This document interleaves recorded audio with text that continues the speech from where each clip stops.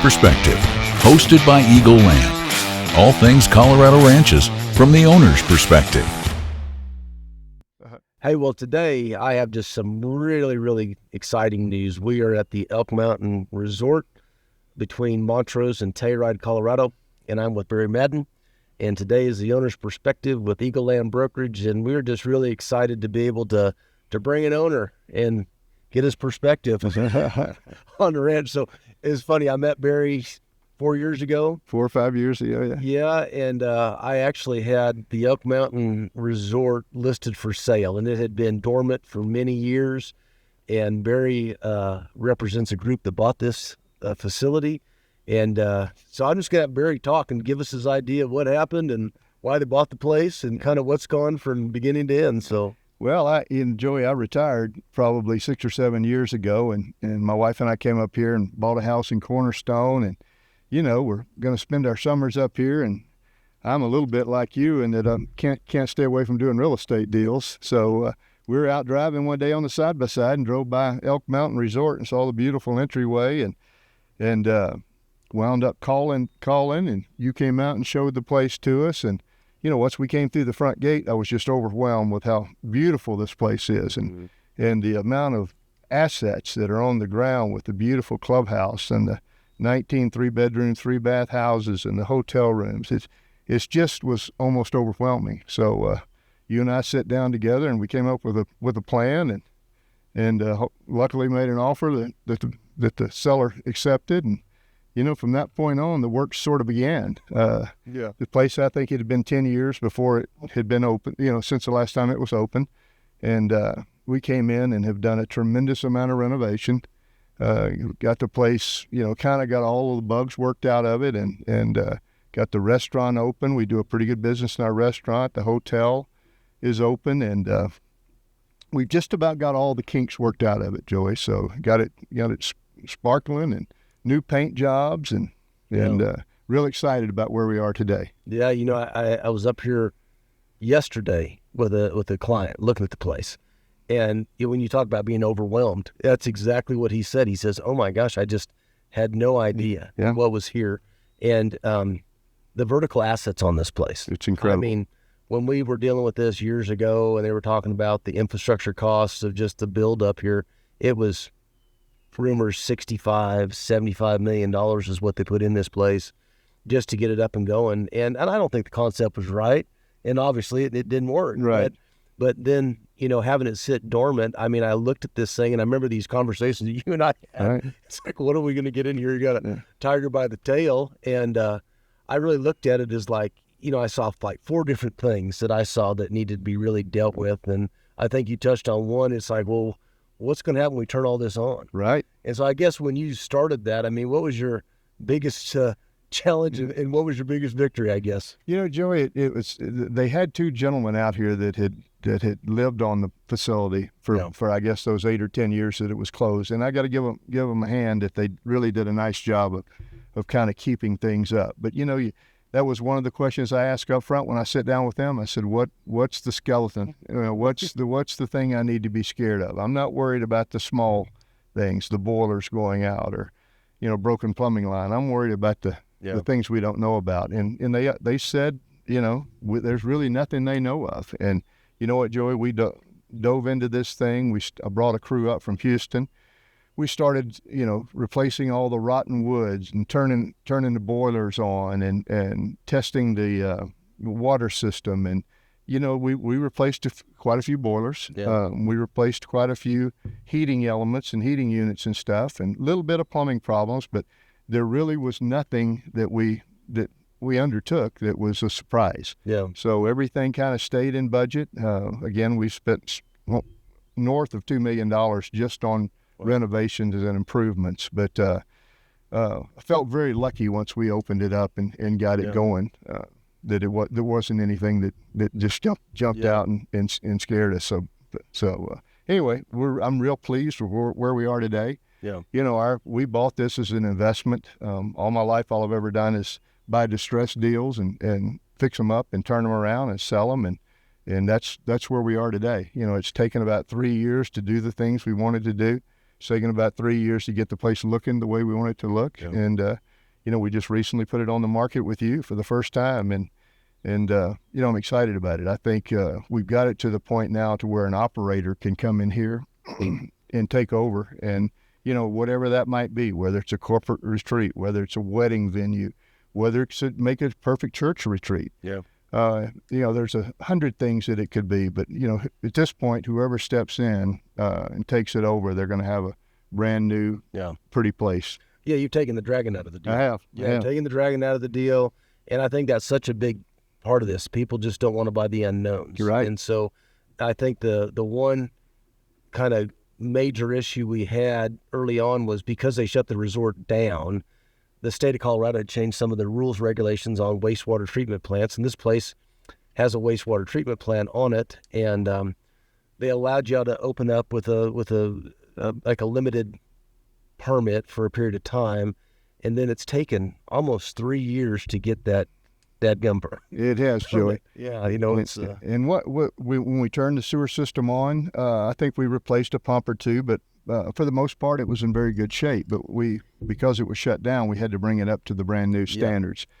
And the only thing that we were lacking was something to treat the ammonia, an ammonia plant. And I have been working with the state of Colorado for 2.5 years, trying to get our final permit to the ammonia plant's kind of a plug and play thing. All we got to do is buy the unit, insert it in the lines to treat that ammonia, and then we should be up and running at 100%. I was told a month ago we were going to have it in final permit in 2 to 3 weeks. So I've got my fingers crossed. Once that gets done, we'll be able to go back before the board of, the county commission at Ouray and hopefully get approved for 100% occupancy. Yeah, I mean, that's a game changer. It is. I mean, that is, you go from 2,000 gallons of fluent water to 13 to 18,000 at max. And I mean, all of a sudden now this entire unit can be opened up. And I understand I talked to the engineer, Dan Quigley, and he mentioned that there's probably a little bit of expansion you can do based upon what you have now with what's here. And that's exciting. So somebody else can kind of put their own fingerprint on it. But so I mean, what we have now is a beautiful, high elevation, completely set up facility, and that is now provable. That's right. It's operable. And I think one of the really good things that you have too is because you mentioned early on that you had a staff here that had been taking care of it. Well, the tribal knowledge of a place like this is huge. Absolutely. And you bring in a crew in, and now you have a new maintenance man here that is up and operational, knows the place very, very well. Somebody can come in here with absolute confidence, knowing that there's people that understand the facility. The facility's in great shape. And so let me just go down to just kind of a top to bottom. Okay. We got 20,000 square feet in our main lodge. Correct. A full restaurant facility, 19 three-bedroom homes. And I think what's really interesting about those 19 three-bedroom homes is they're dividable. They are. So you can actually rent 2 rooms that are upstairs, and they have hide beds downstairs. And then there's a king-size suite next door with nothing overhead. So you can actually rent that as 2. That's correct. So, it's got a 1-bedroom lock-off with a king suite. And then there's 21 hotel rooms up here. Correct. And then there's a complete maintenance shed facility that has all the housing for the equipment.